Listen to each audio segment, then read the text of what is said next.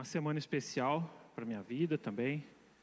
Essa semana passei mais uma década, cheguei finalmente nos 4.0.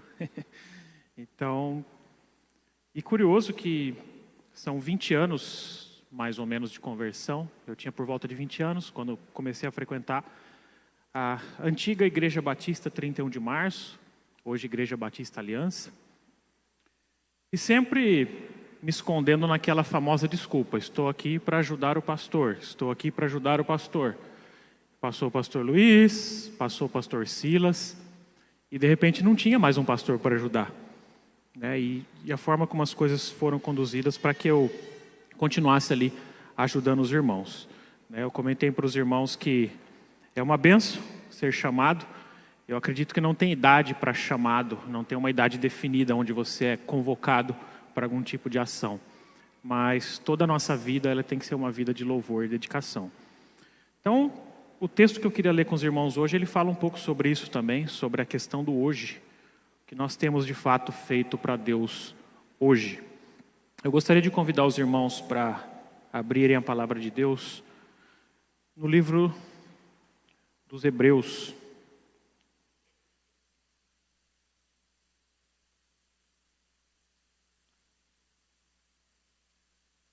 Capítulo 3.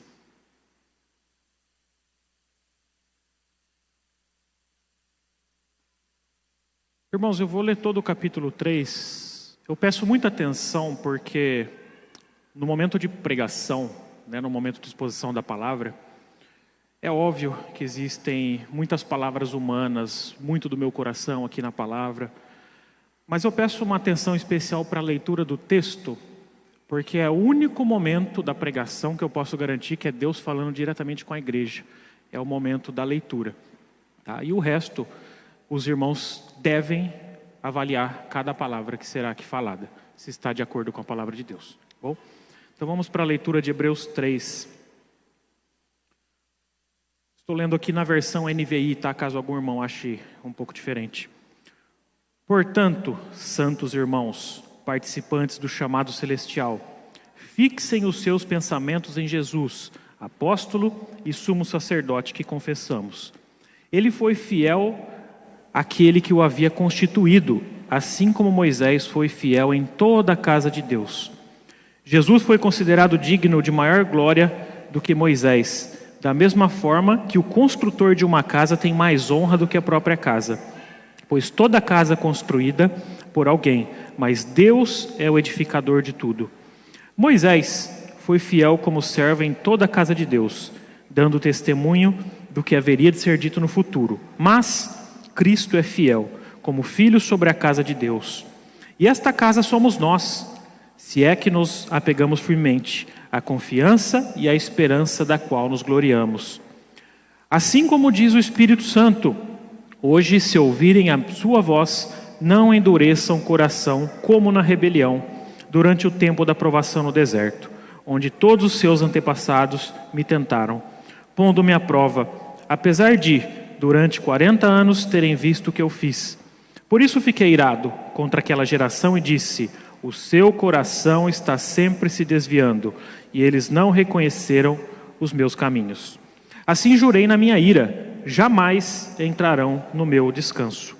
Cuidado, irmãos, para que nenhum de vocês tenha coração perverso e incrédulo, que se afaste do Deus vivo. Ao contrário, encorajem-se uns aos outros todos os dias, durante o tempo que se chama hoje, de modo que nenhum de vocês seja endurecido pelo engano do pecado, pois passamos a ser participantes de Cristo, desde que de fato nos apeguemos até o fim à confiança que tivemos no princípio.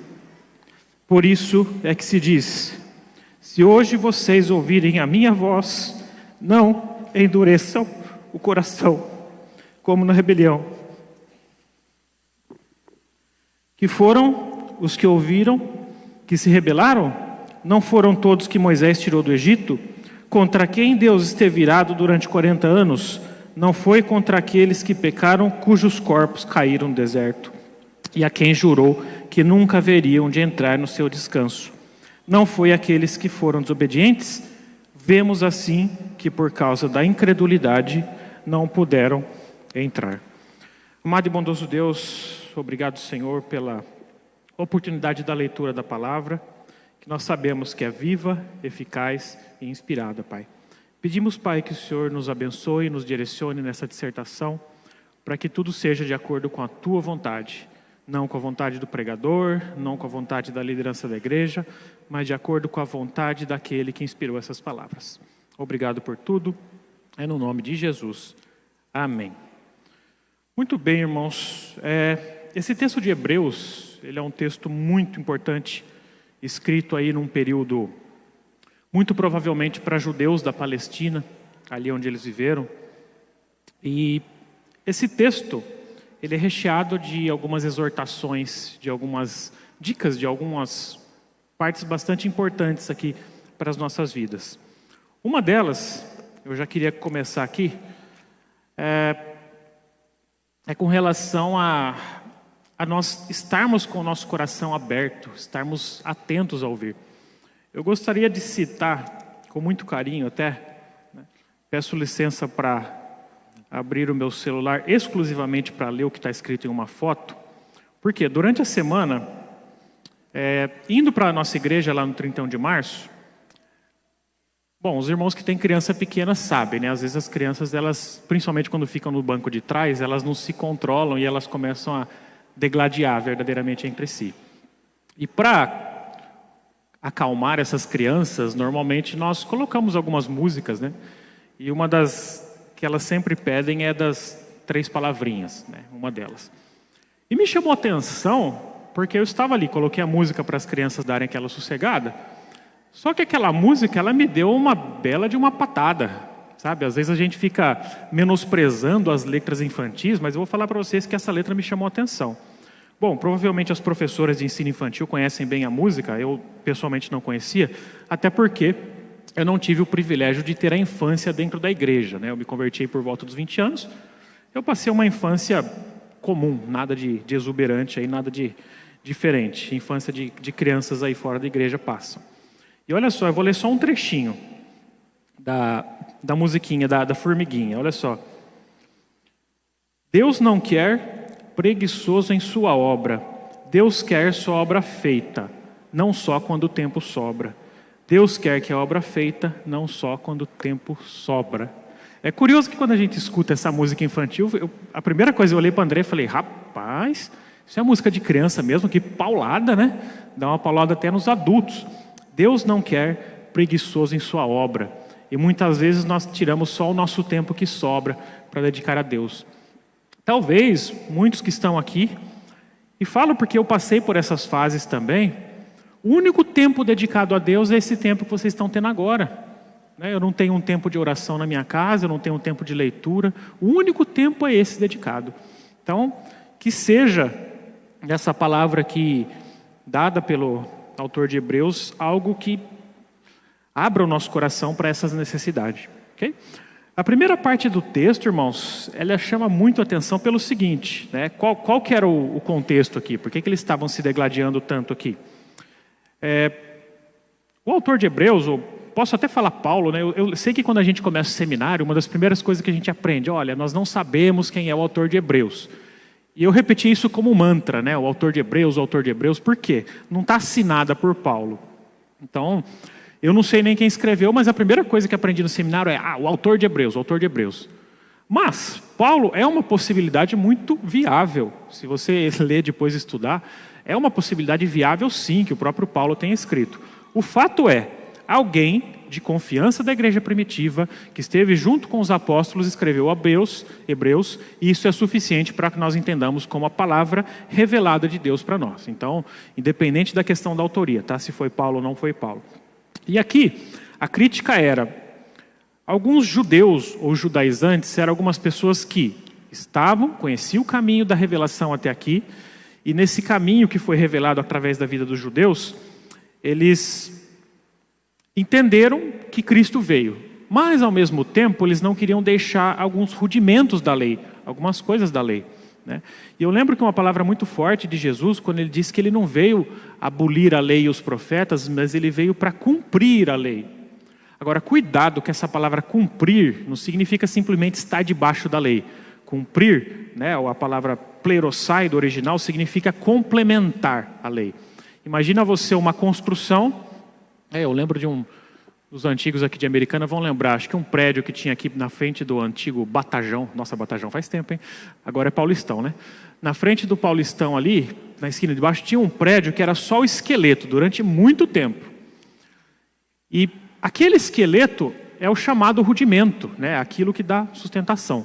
Porém, o prédio só se tornou habitável quando alguém veio e deu essa complementação, terminou a obra. Então, é essa a palavra de Cristo. Cristo não veio abolir a lei, ele veio complementar, ele veio dar sentido a essa lei que foi revelada. E é esse o grande embate aqui do autor de Hebreus.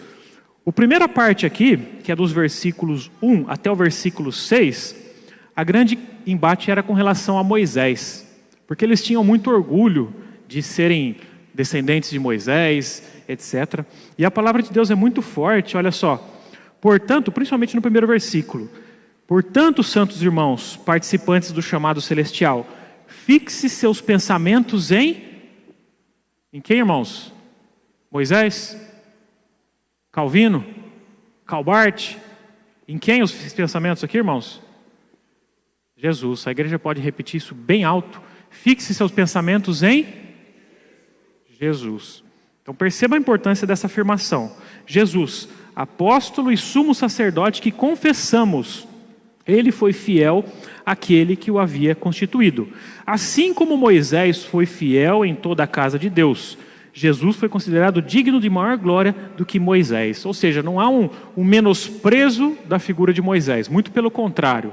Há uma dignificação daquilo que Moisés fez e nós também devemos dar esse crédito. Até porque boa parte do Antigo Testamento foi escrita por Moisés, como obra inspirada. Mas a palavra de Jesus é: Moisés foi importante, mas eu sou mais. Jesus é mais importante do que Moisés. Eu lembro que quando, trazendo só um pequeno exemplo do Novo Testamento, no famoso texto da transfiguração, Jesus ele tornou seu rosto luminoso e apareceram mais duas figuras. Quais são essas duas figuras que apareceram? Lembrando que hoje é o mês da abertura da escola dominical. Moisés e Elias. Dois representantes de dois períodos interessantes, o período do patriarcado e o período dos profetas. E também apareceu Jesus. Pedro, com excelente boa intenção, desejaria ali fazer um altar ali para glorificar os três. Só que de repente desapareceram e ficaram um só. Quem ficou? Só Jesus. Inclusive, se alguém tiver a oportunidade de ler, acho que um dos sermões mais bonitos de Spurgeon, acho que o nome é só Jesus mesmo. Ele fala sobre esse momento da transfiguração, onde a partir de agora, Jesus é a palavra final, é a revelação. Não menosprezando os que vieram antes, mas entenderam que todos vieram como fundamento, como base, para que Jesus pudesse se estabelecer. Então essa é a grande questão aqui desse primeiro versículo e eu deixo uma pergunta para os irmãos, Nós vimos aí que Moisés ele tem sido falado com muito orgulho por aqueles que sustentavam o judaísmo. Eu pergunto para a igreja hoje, quem é o seu Moisés hoje? Quem é o Moisés da sua vida? Aquele que você está dando mais importância do que Jesus, talvez. Lembrando que eu estou usando Moisés como referência, que são coisas importantes da sua vida, mas que estão tomando mais importância do que Jesus. Será que o seu filho é o Moisés da sua vida? Será que você tem dado mais importância ao seu próprio filho do que a Jesus? Será que de repente a sua família está sendo o Moisés da sua vida, onde você põe mais importância na sua família do que o Jesus que deu origem a tudo que você tem? Então, fica aí para a nossa reflexão. Será que muitas vezes você não está colocando a sua denominação? Eu amo ser batista, e falo aqui diante de todos, diante das câmeras, eu amo ser batista, mas acima de tudo, eu amo Jesus. Eu amo a igreja a qual eu faço parte, hoje eu estou nessa jornada dupla, ajudando aqui com muito carinho e ajudando os irmãos lá no 31 de março. Eu amo a igreja com muito carinho, mas acima de tudo eu amo Jesus. Quando nós colocamos Jesus como prioridade, irmãos, muita coisa muda. Por quê? Na igreja nós temos confronto, na igreja nós temos discordâncias. Eu posso não concordar com tudo que o pastor diz muitas vezes, mas amando Jesus, eu sei que o importante não é concordar 100% com todo mundo. É importante concordar com Jesus e estar bem com os meus irmãos.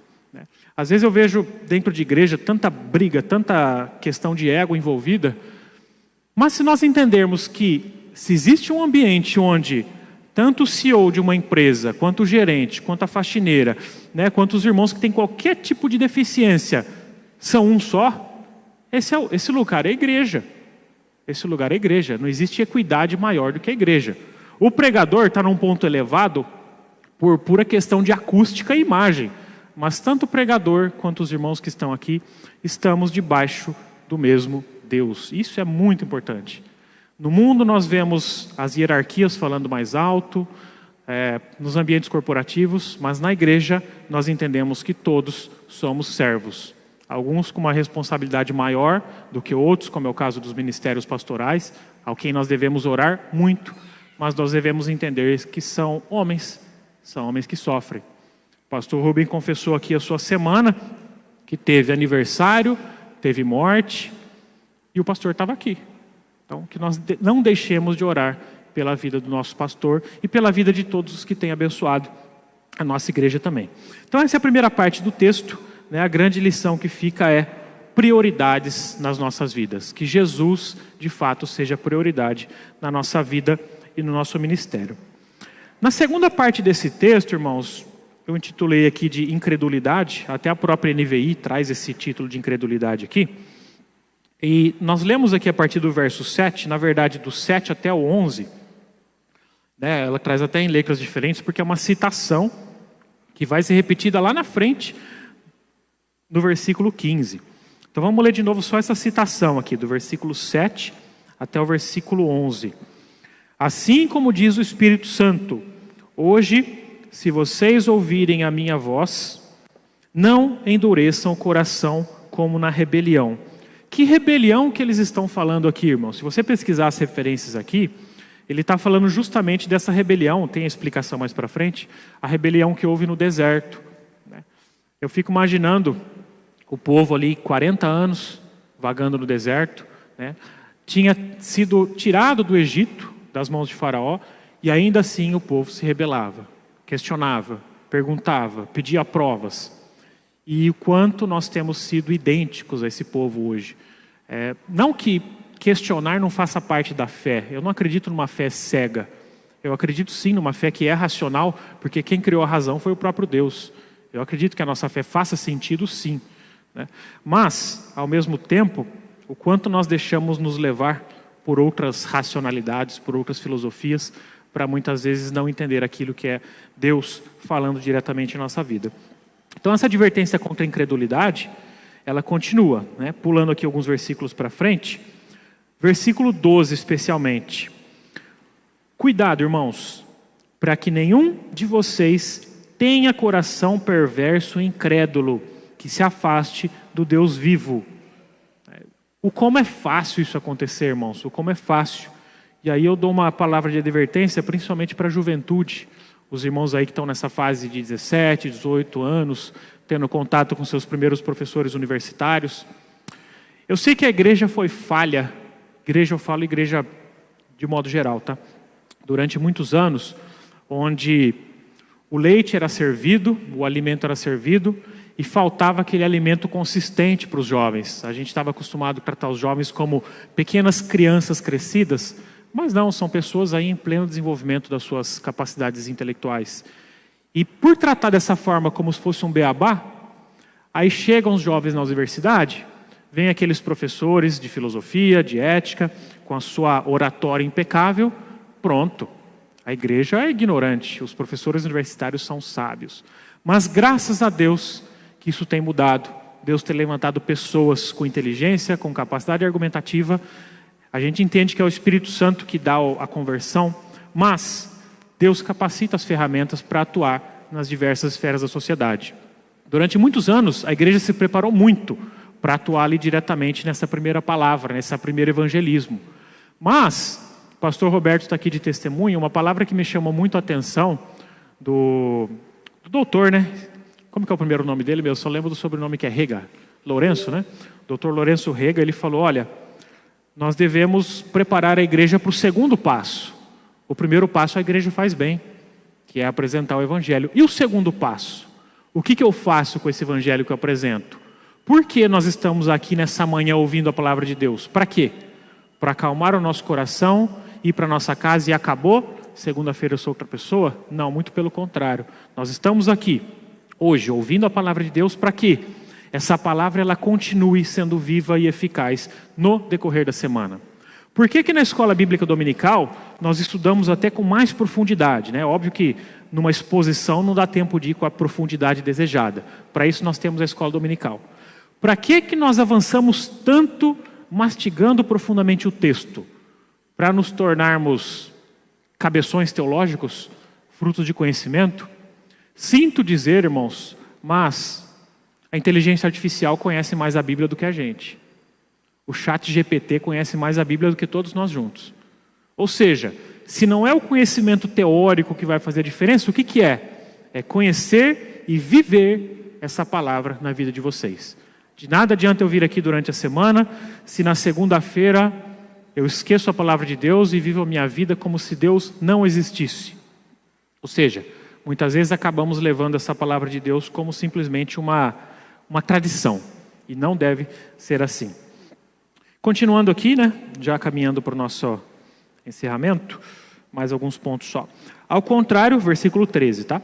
Ao contrário, encorajem-se uns aos outros todos os dias durante o tempo que se chama hoje, de modo que nenhum de vocês seja endurecido pelo engano do pecado. Qual que é o engano do pecado que faz referência a focarmos no hoje? Os irmãos sabem que antigamente nós éramos uma pessoa só. Como assim, Francisco? Nós continuamos sendo uma pessoa só? Na verdade, não. Eu sou uma pessoa só, estou aqui falando com vocês, mas as minhas redes sociais é um avatar meu que está falando com outras pessoas nesse momento. As outras pessoas que estão vendo aquilo que eu falo, aquilo que eu publico, aquilo que eu mostro no meu dia a dia, é o meu evangelho sendo pregado para o mundo. Então perceba o cuidado maior, né? Eu tomei uma decisão drástica, né, minha, pessoal. Eu saí, você hoje não vai achar meu nome no Facebook e no Instagram, por uma questão pessoal, eu precisava desse tempo. Mas eu continuo no LinkedIn, por exemplo, e outras redes.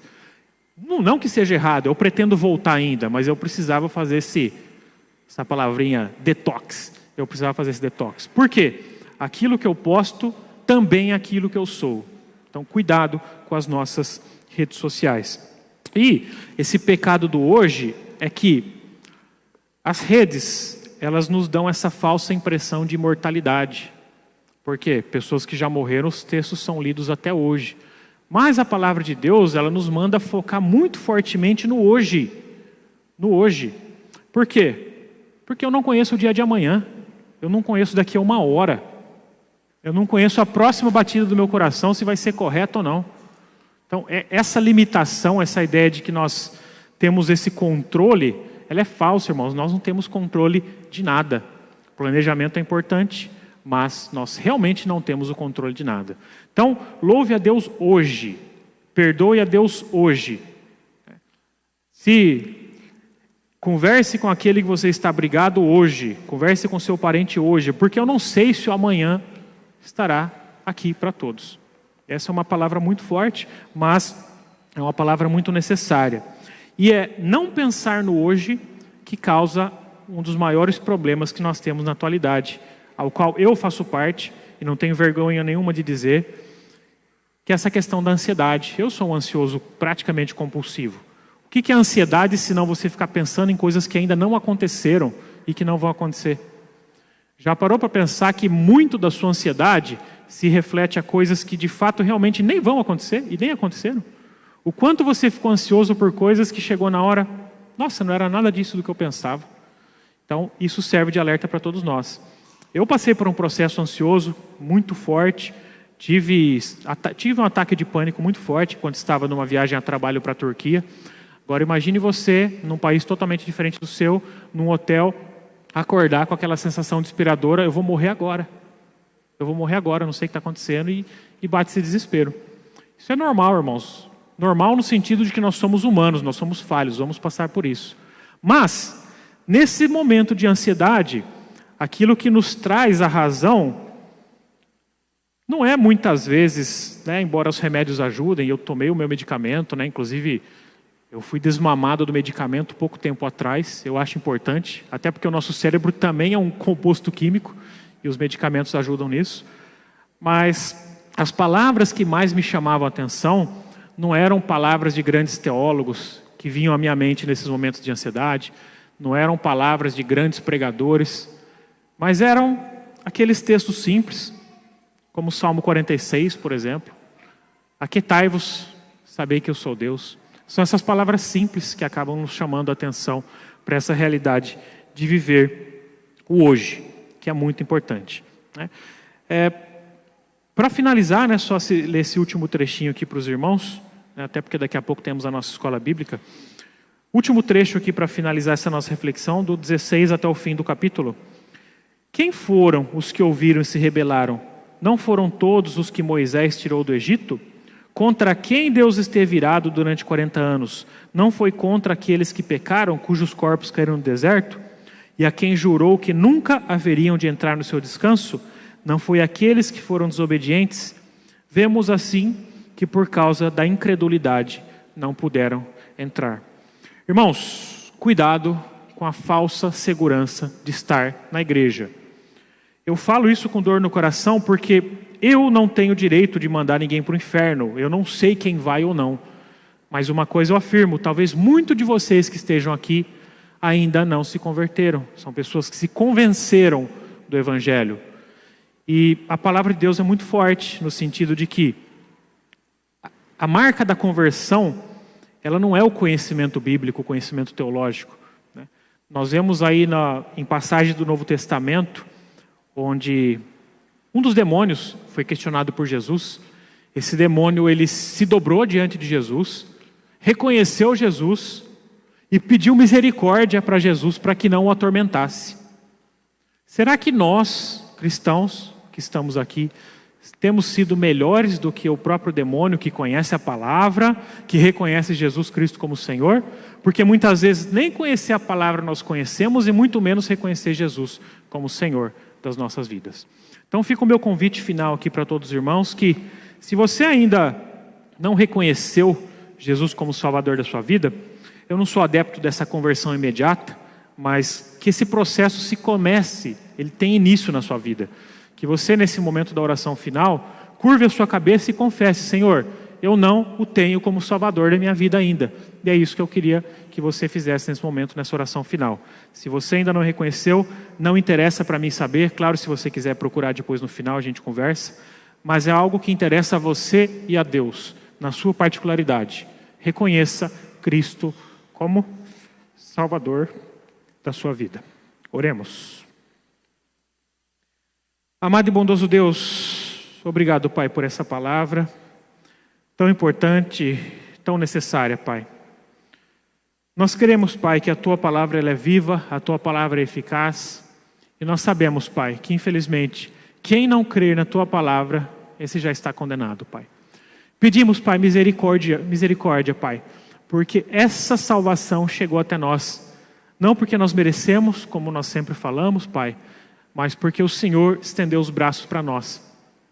Que nós tenhamos essa fé suficiente para entender, para receber esse favor imerecido, Pai, que é essa graça de reconhecer o Senhor como o Salvador das nossas vidas. Se alguém aqui, Pai, nessa noite, ou nessa manhã, perdão, que ainda não teve esse passo, Pai, pedimos, Pai, que o Senhor toque esse coração, porque nós sabemos que é só o Teu Espírito Santo capaz de convencer. E pedimos, Pai, que essa pessoa ore junto comigo. E eu peço que toda a igreja repita junto comigo: Jesus, faça parte da minha vida. Que a igreja toda repita isso muito forte: Jesus, entre na minha vida. Não só em palavras, mas que eu me arrependa verdadeiramente. É em nome de Jesus que nós oramos. Amém.